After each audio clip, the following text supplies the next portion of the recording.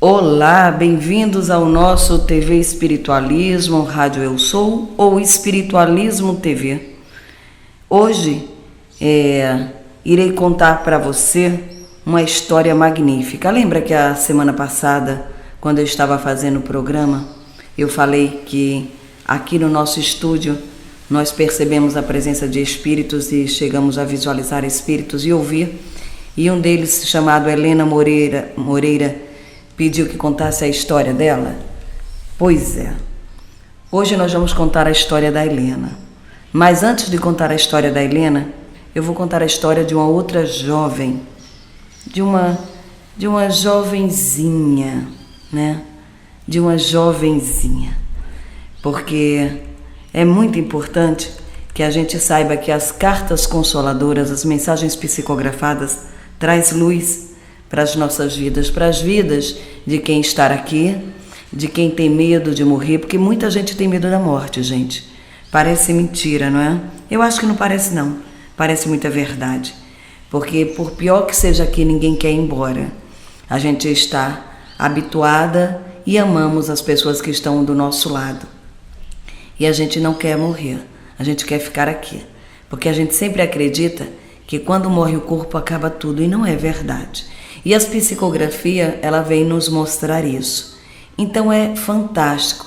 Eu quero muito que você preste bastante atenção nessas mensagens psicografadas, principalmente nessa que hoje eu irei contar essa primeira psicografia e na da Helena, tá? Que vem depois dessa. Se você quiser convidar pessoas, pode convidar.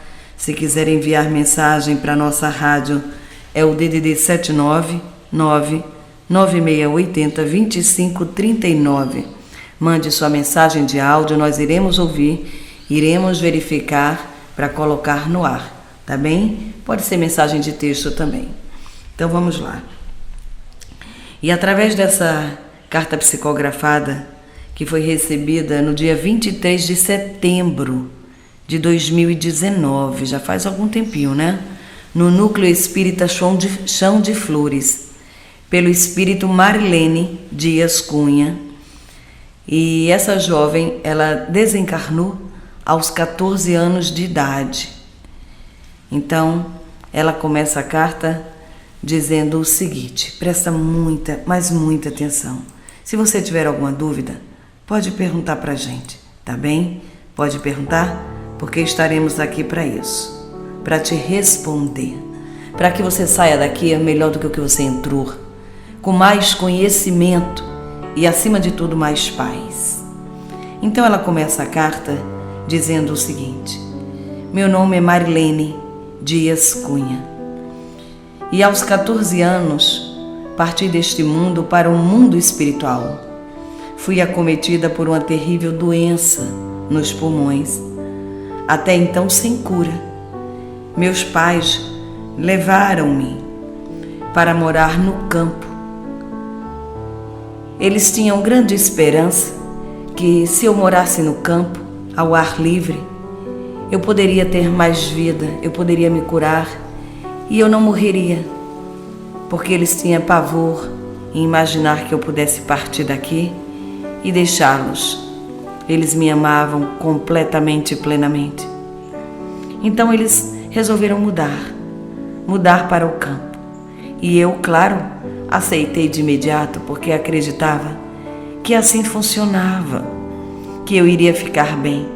Eu não sabia nada, de nada. Eu não sabia que existia vida após a morte.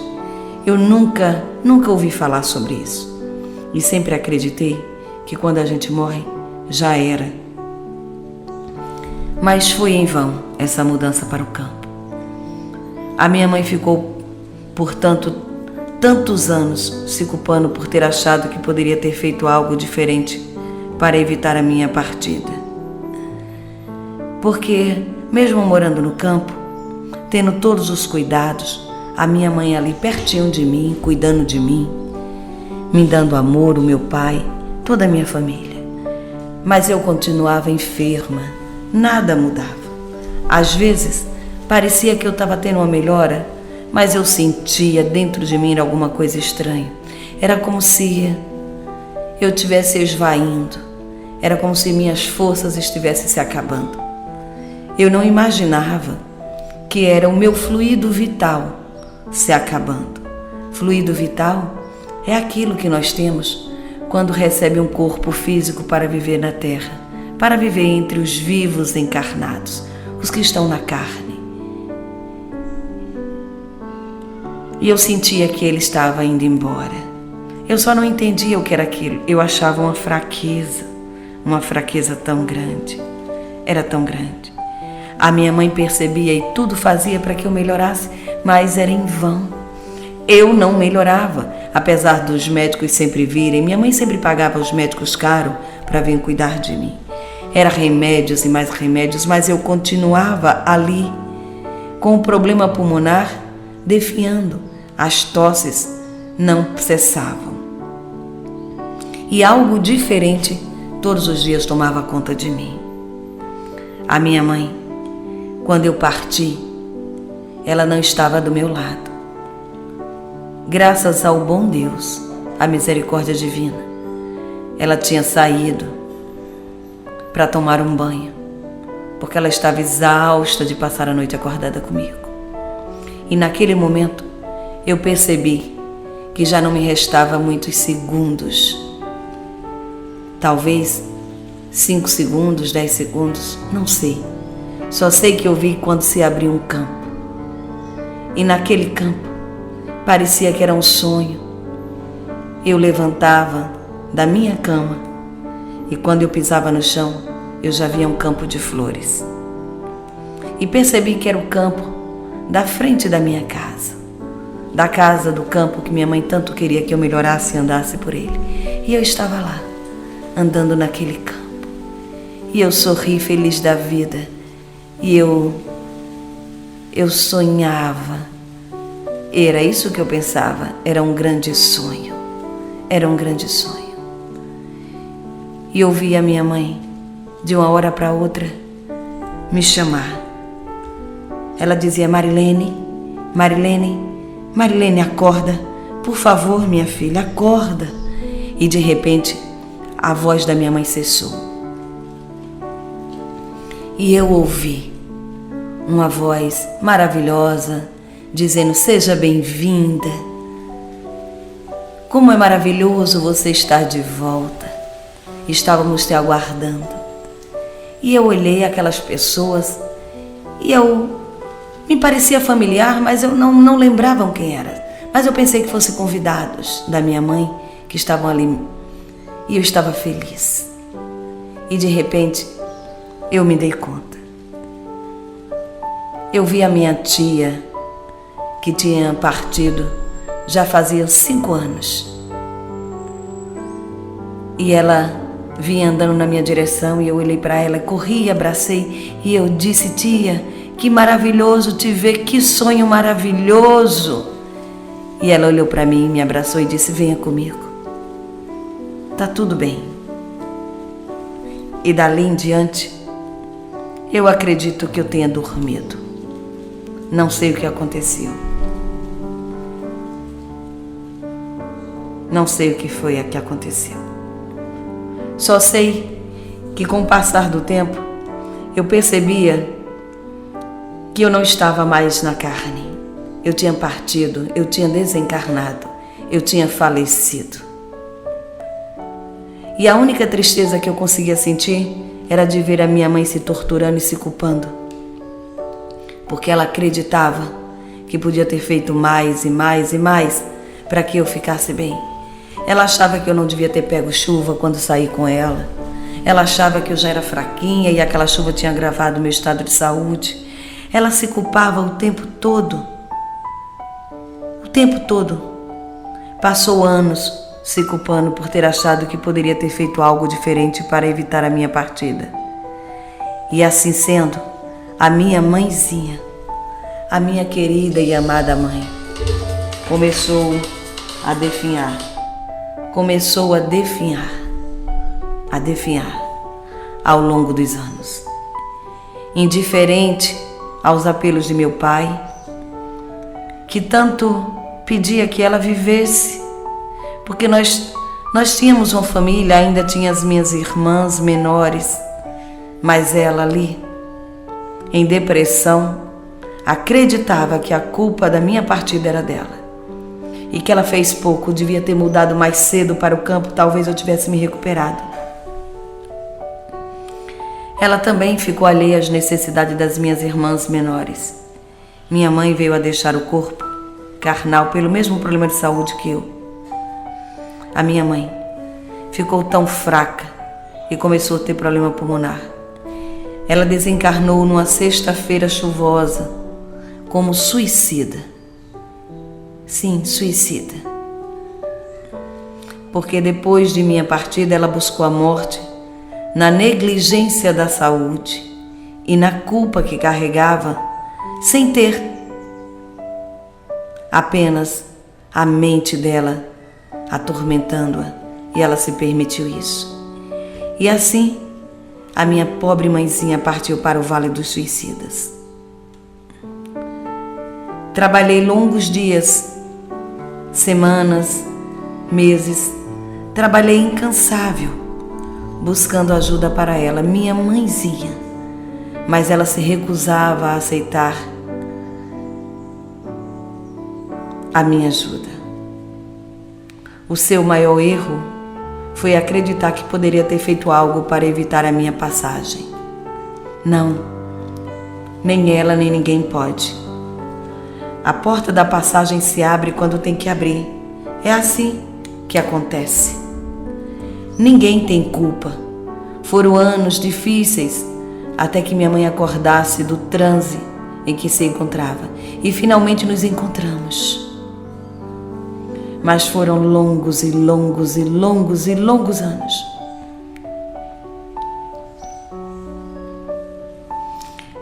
E só pudemos nos encontrar porque o suicídio dela, apesar de ter sido suicídio, foi pelo desespero. Porque se não fosse pelo desespero, nós jamais nos encontraríamos. Não agora. Passaríamos talvez mais uma, mais duas, mais três, não sei. Algumas encarnações talvez, para esse reencontro. E a dor dela seria profunda e ela teria que voltar a reencarnar para esquecer. Mas como ela teve um desencarne pelo desespero, nós nos encontramos finalmente. Pouco a pouco, ela se recuperou. Encontramos meu pai. Com o passar dos anos, meu pai também partiu. E mais tarde, as gêmeas, uma por uma, envelhecendo. E eu, minha mãe, meu pai, esperando o reencontro da nossa família. Do outro lado da vida. E hoje, meus amigos, vivemos no plano espiritual. Trabalhamos na colônia, seguimos orientando nossos irmãos. Logo, nos primeiros momentos do seu desencarne, quando chegam aqui, esses irmãos que nada sabem sobre o desencarne, eles chegam aqui e querem contar suas histórias.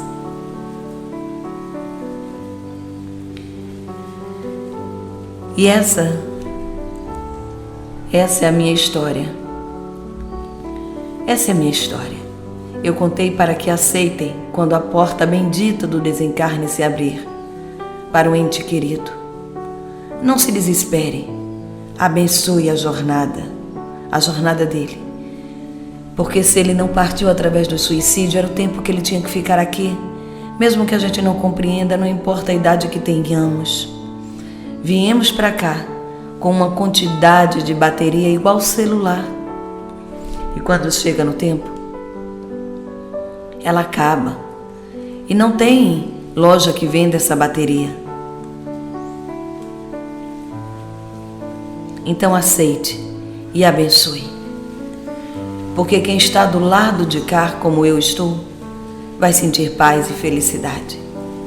E vai continuar a vida. e na hora certa, no dia certo, nos reencontraremos, porque é assim. Em breve, todos estarão juntos novamente. Essa é a lei de Deus. Essa história é fantástica, meus irmãos. Que aprendizado magnânimo. Como é bom a gente compreender que a vida continua e que a morte não cessa o nosso amor e as nossas esperanças de reencontro. Iremos sim nos reencontrar. Aqueles que ficam têm que continuar a jornada, como foi dita pelo Luiz Carlos, o marido da Arlene, o pai da Carla e da Arluíse, o meu amigo Melancia. Ele disse: a vida continua. Quando ele apareceu após o desencarne dele no outro dia para a filha. E ele sorrindo, ele disse, amparado pelos enfermeiros espirituais, ele disse: a vida continua. E ela compreendeu a mensagem, que a vida continua para ele e continuam para elas aqui. Isso é tão maravilhoso a gente compreender isso, porque nós sentimos paz. Quantos de nós já perdemos entes queridos? Quantos de nós, eu mesma contei aqui da semana passada do desencarne do meu pai, e que ele veio dançar uma valsa comigo, que aquilo para mim era impossível, porque não parecia ser da natureza do meu pai. Mas eu não conhecia a natureza do meu pai, eu conhecia aquilo que ele passava, mas dentro dele tinha coisas que ele nunca passou, porque ele tinha uma vida sofrida. E a parte melhor, muitas vezes, de nós, a gente oculta, a gente não nos deixa, sabe, ser visualizada por quem amamos, porque a gente veste uma máscara de sofrimento, de angústia, que a melhor parte de nós a gente oculta. E o meu pai fez isso, ocultou a melhor parte dele. Mas não importa, porque hoje eu sei que ele está bem. A Marilene veio dizer isso pra gente. E agora eu vou contar aqui essa história belíssima da Maria Helena Moreira. Maria Helena Moreira. E essa história dela vai para o irmão Alfredo e para o pai Raimundo. Alfredo e Raimundo.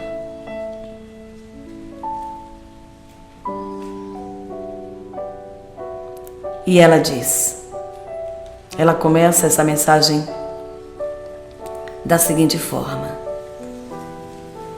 como eu estou feliz de poder estar aqui conversando com vocês, de poder passar a mensagem que há anos venho tentando e não conseguia. Como é difícil encontrar um veículo disposto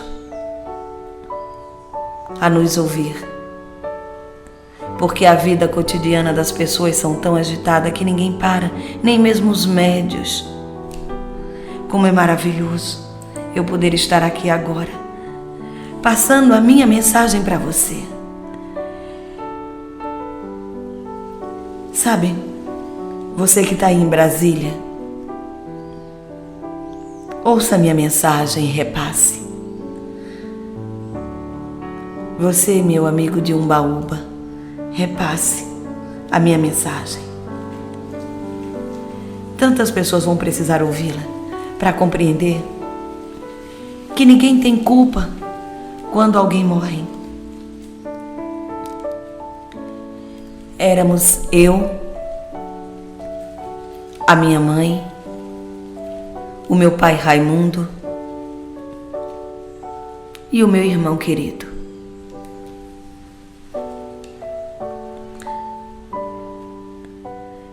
Eu costumava chamar ele de Vevé. Era um nome estranho, porque quando eu era pequena eu não conseguia chamar o nome dele, chamava ele de Vevé, e Vevé ficou. Desde muito jovem, eu gostei de ir para a igreja. Eu gostava de ir. Eu ajudava ao padre na capela da cidadezinha pequena que eu morava. Às vezes eu chegava cedo para limpar os bancos e eu limpava.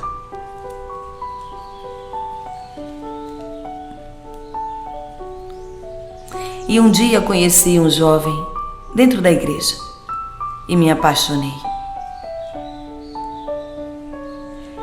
Aquela paixão louca, sabe? Que quando você vê a pessoa, dá um frio na espinha. Essa era a minha paixão por ele. O nome dele, Alberto. Betinho. O meu pai não gostou muito.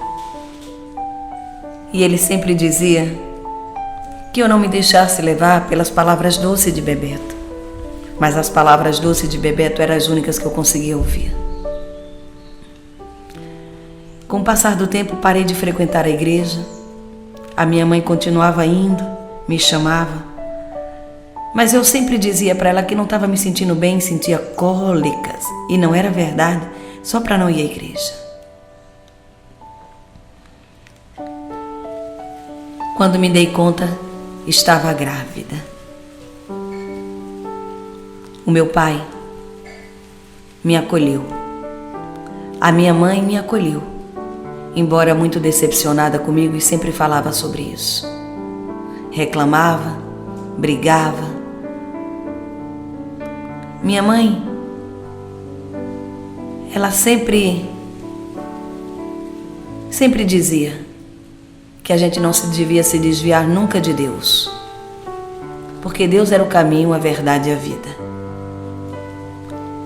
E essas palavras, embora ela não soubesse, foi o que me ajudou a sair de um lugar que eu fui parar depois do meu desencarne.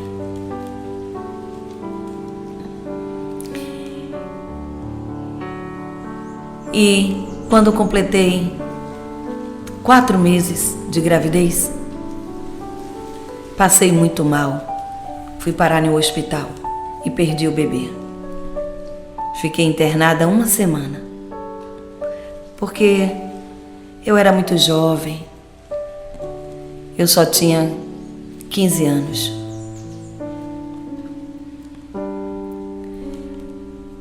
Me recuperei e saí do hospital. Voltei para casa.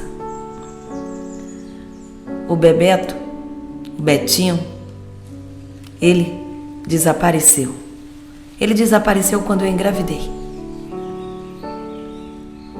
Mas acredite você que eu ainda chorava por ele, porque eu acreditava que a culpa era minha.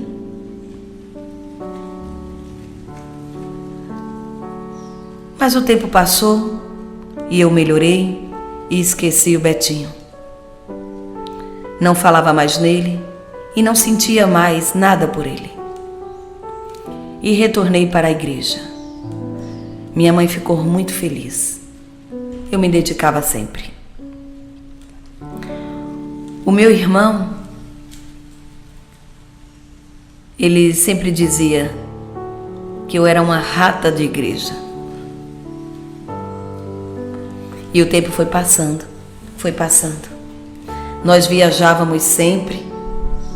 Eu, minha mãe, o meu pai. O meu irmão nunca queria ir, sempre ficava em casa. A gente ia para os passeios da igreja. Cantávamos, orávamos. Éramos fiel no nosso propósito de luz com Cristo. E eu sempre dizia para minha mãe que eu ia me formar em medicina para ajudar as comunidades pobres que não tinha como pagar médico. Aonde eu morava era uma comunidade muito pobre. Eu tinha tantos planos e a minha mãe dizia: esqueça esses planos de medicina. Você é de Deus. O sonho dela era que eu fosse freira. E ela sempre falava que eu ia ser uma bela freira. E eu ia ajudar as pessoas muito mais curando as almas do que o corpo. Ela sempre falava isso. Eu não falava nada para que ela não ficasse triste, mas eu não queria ser freira, eu queria ser médica. Eu sempre acreditei que eu vivi para ser médica. Eu sempre me achei muito talentosa. Ah, como era maravilhoso.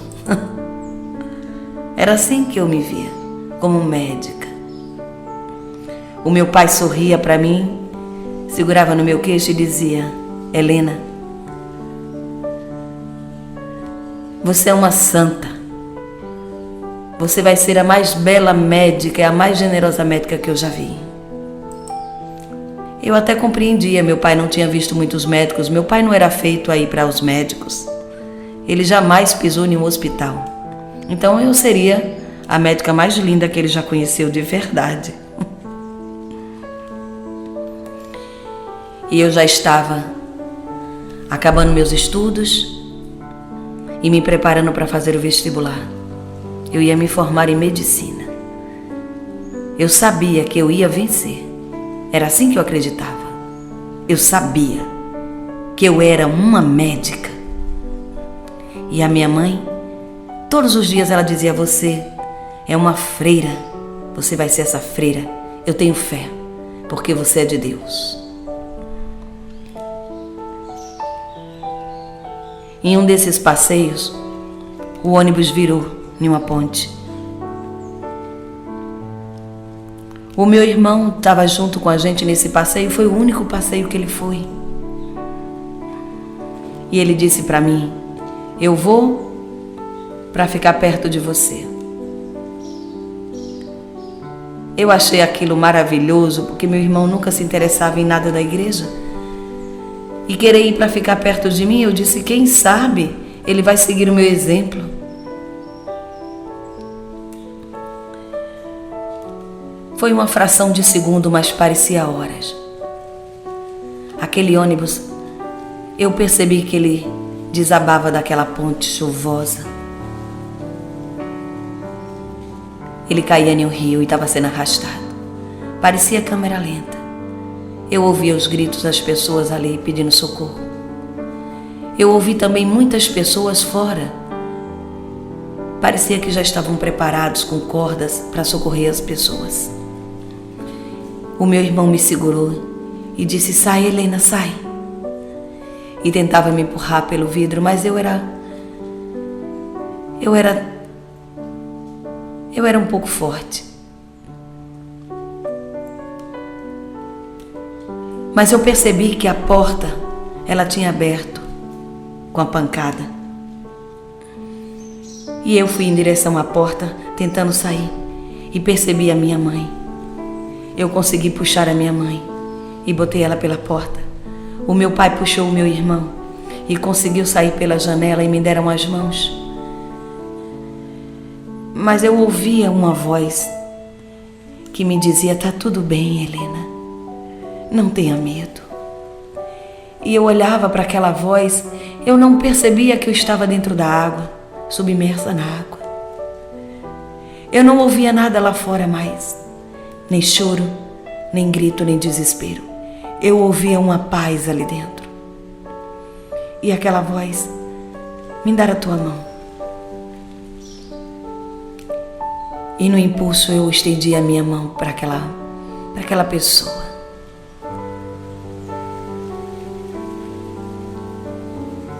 E aquela pessoa me tirou dali. Eu não sei como, porque parecia que eu estava flutuando. Eu não entendia nada. E de longe eu podia ver a minha mãe e o meu pai sendo levado para a margem, em segurança, e o meu irmão. Eu sequer ouvi os choros dele e os desesperos, porque eles tentando, querendo voltar para me buscar no ônibus. Mas eu não estava lá e eu dizia: tá tudo bem, eu estou salva, eu estou aqui, eu estou do outro lado da margem. Mas parecia que eles não me ouviam. E de repente tudo se apagou. Eu não estava mais lá. Eu estava no hospital. E acreditei que era um hospital aqui. da terra, mas não era. Eu já estava no plano espiritual. E eles me explicaram tudo o que tinha acontecido. Mas eu fiquei tão feliz, porque eu não senti o desespero do afogamento. Eu não senti nada. Eu estava tão feliz porque eu pude ver a minha mãe, o meu pai, o meu irmão, salvos do outro lado da margem. Sequer ouvi o choro deles. E me recuperei, porque me falaram que eu podia me recuperar logo e logo eu poderia voltar para vê-los. E assim foi feito.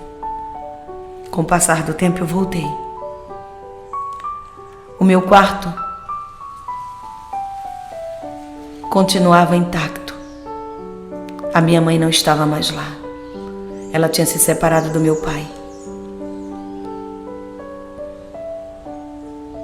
Ela não suportou viver sem mim e acreditou que ela tinha culpa porque ela vivia dizendo que eu era de Deus, que eu era de Deus, que eu era de Deus. Todos nós somos de Deus. Essa é a maior verdade. Todos nós. Não somos daqui. Se não fôssemos de Deus e se fôssemos de verdade dos nossos pais, nunca partiríamos. Significa se partimos. É porque os nossos pais não têm controle sobre isso, mas Deus tem, porque somos dele.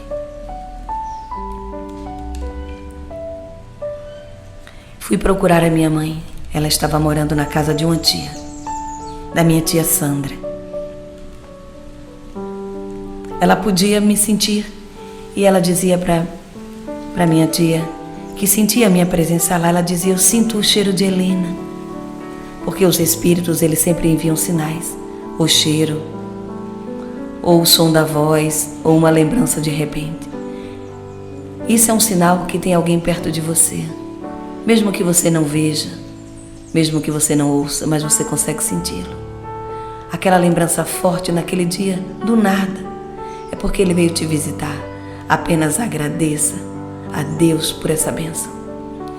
E eu disse para minha mãe voltar para casa, porque ela não tinha culpa de nada.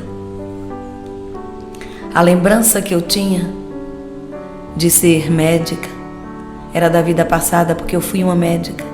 Então eu acreditava que eu seria uma médica, porque eu já tinha sido. Era apenas uma memória que estava ali, na margem do meu ser, na superfície do meu ser.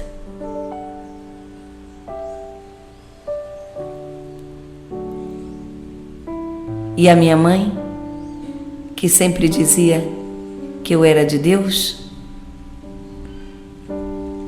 é porque no fundo, todos nós sabemos que nós somos de Deus. Mas não era nada mais do que isso. E ela sentiu saudade do meu pai. Ligou para o meu pai chorando e meu pai disse: volta, vem para casa. E eu fiquei tão feliz, porque ela entrou no carro da tia Sandra, para a tia Sandra levá-la para a casa do meu pai, para a nossa casa. E ela foi. O meu irmão estava deprimido com a ausência dela e se culpava porque não conseguiu me tirar do ônibus. E eu disse para ele, sussurrando no ouvido: eu te amo, eu estou em paz, eu estou bem, você não tem culpa, o meu tempo aqui era só esse. E eu apenas resgatava. Porque um dia, pela minha imprudência, eu joguei um carro com várias pessoas dentro de um rio, dirigindo, indo para o hospital o qual eu trabalhava numa vida anterior. Imprudente, joguei um carro no rio. Graças à misericórdia e porque não estava no projeto deles, nenhum deles morreu. Nenhum deles partiu. Mas eu pedi para que eu voltasse para casa com honra, para o plano espiritual. A minha mãe tinha muito que vencer sem mim, porque ela não vivia mais a vida dela, ela vivia a minha vida querendo que eu fosse freira, e ela tinha que seguir. O meu pai se dedicava 1000% a mim, e não se dedicava mais a ele, querendo que eu fosse médica. Então, eu sabia que eles tinham muito apego. E fui eu que pedi para retornar cedo, para que os meus pais aprendessem a andar só, porque eu sabia que aqueles pais que estavam me recebendo viviam nos apegos. E eles precisavam trabalhar neles o apego, o desapego. E hoje eu estou aqui. O meu irmão hoje está bem. E eu quero dizer para você: viva tudo o que você tem que viver, porque a vida continua. Não se preocupe com o amanhã, porque o amanhã não existe. E não se preocupe com o que já passou, porque não tem importância. A vida continua, do agora. Eu sou Helena, filha de Deus. Obrigada por me ouvir.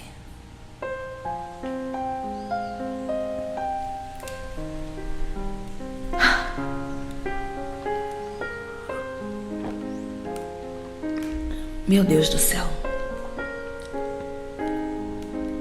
Ai, gente, vocês não têm ideia como é maravilhoso poder estar aqui passando essas mensagens para vocês. Eu me emociono sim.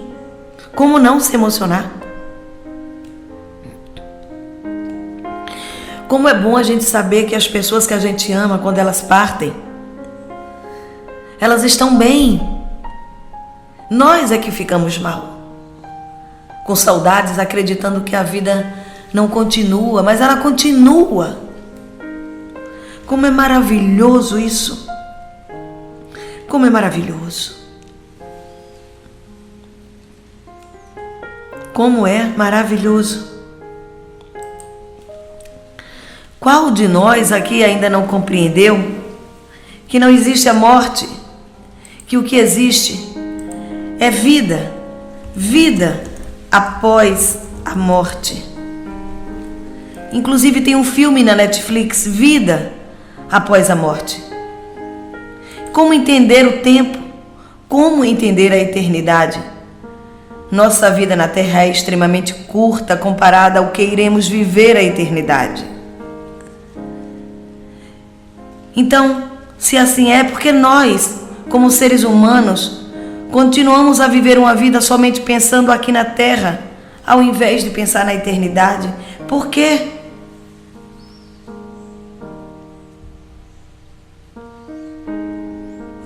Por quê nos prendemos tanto? Sabe? Tem gente que tem medo da morte, porque você fica pensando o que acontece depois da morte. Você já parou para perguntar? Você está pensando sobre o que acontece depois da nossa vida na Terra? Como será que é no céu? Não é porque muita gente fala no céu. O céu é realmente um paraíso com jardins? É bem interessante, como todo mundo fala?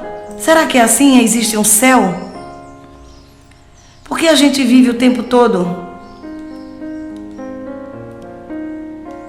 Por quê? A gente tem tanto medo de morrer e de deixar que as pessoas morram em paz. Nós temos que compreender que a morte não existe. A morte é vida. E as pessoas que vêm nos contar isso, elas falam isso de uma forma tão centrada, tão sensata, que é uma coisa impressionante para nos alertar. Quantas pessoas aí partindo agora do Covid com medo de morrer.